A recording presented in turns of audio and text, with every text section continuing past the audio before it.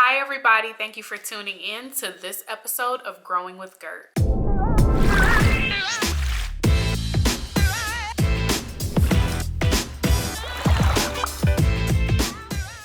So this episode today is for my mamas. Today's episode, I'm going to be talking about how I built my breast milk freezer stash, why I chose to build one, and then some things that I thought about later down the road as I've already started to establish mine. As you see, I do have my Christmas tree up in the back because it is Christmas time. I loved my previous setup that I had in my intro video, but I put up this tree, so y'all were going to get this work.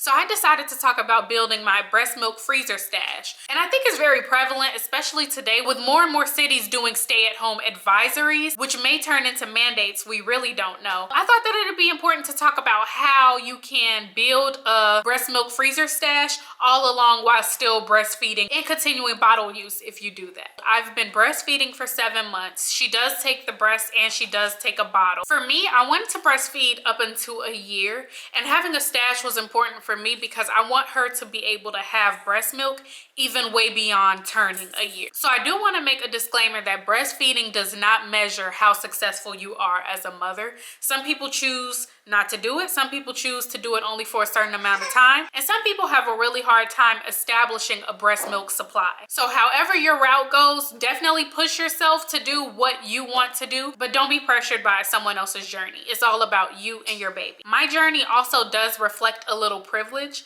I am a stay-at-home mother at the moment, and that's not to undermine myself. Breastfeeding and pumping is very, very time consuming. So if you are doing it, kudos to you. You are killing it. So the initial question for me is, why breastfeed? I was not a breastfed baby. So I went ahead and pushed myself to do something that not a lot of young Black mothers do. So it's important to point out that this is not a how-to video, right? What worked for me isn't guaranteed to necessarily work for you. So when building up my milk supply, what I typically did was I would feed Charlie, and then the milk that I had left, I would store in the fridge. At the end of the day, I will put all of that together because it was pumped on the same day, and then I'll put that in the freezer. So I did that for like her first 3 weeks of birth. So at that time, I was only putting away about 4 ounces a day, and they were going in these containers that my mom got from me for the hospital. So I originally was only putting about 1 of these away, and at the moment it felt like it was taking a very long time to build my supply. So then I started like looking into things like lactation teas, lactation cookies, eating oatmeal like crazy, power pumping to build my milk supply up. And looking back, that's one thing that I wish that I would not have stressed over so much, because at the end of the day, your body is going to produce what your baby needs at that moment. So I did all of that, and then I started overproducing, which is actually what I wanted, because I wanted to be able to put milk away for the baby to have later. But looking back, I definitely wouldn't have put so much stress on myself to go ahead and like boost my supply like crazy. So about the first 3 weeks, I was only freezing about 1 of those. And then later, after that, I started freezing 2, which would be like equivalent of like 8 ounces. So obviously she was eating way more than that. I had to account for what she was eating and what was left over. So I was overproducing at a point. And what I was doing was I would put milk in a bottle and leave it in the fridge. So if I was sleeping or I didn't feel like nursing at that exact moment, my husband or my mom would feed Charlie while I got some rest. A good time to put milk away is in the morning time, because you do produce more during that first pump in the morning. So to get that morning milk going, what I would do is I would take a shower.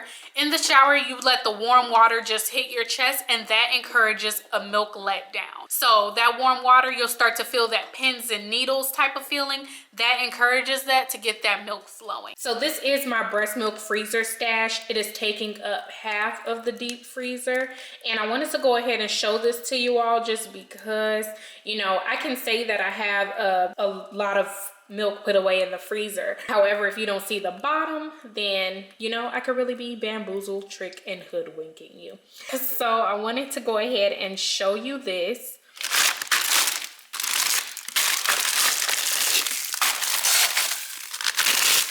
So there is milk stacked all the way to the bottom. And I did have way more milk. I ended up having to use them, and I used them in milk baths. So I went ahead and showed you guys my freezer stash. The thing about that freezer stash is I had way more milk than that. So at first I was freezing milk in a way that was super bulky, and they look like this, really bulky. And then I started freezing them the correct way, which looks like this.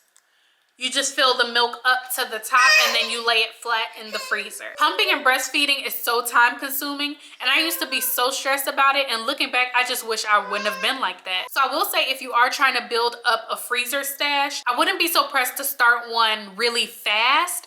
Like, I would probably start one maybe like 2 months after they were born, or just make a plan for how to use the milk that you have stashed. I personally am gonna breastfeed until Charlie turns 1. But when you think about it, I also have milk in the deep freezer from April.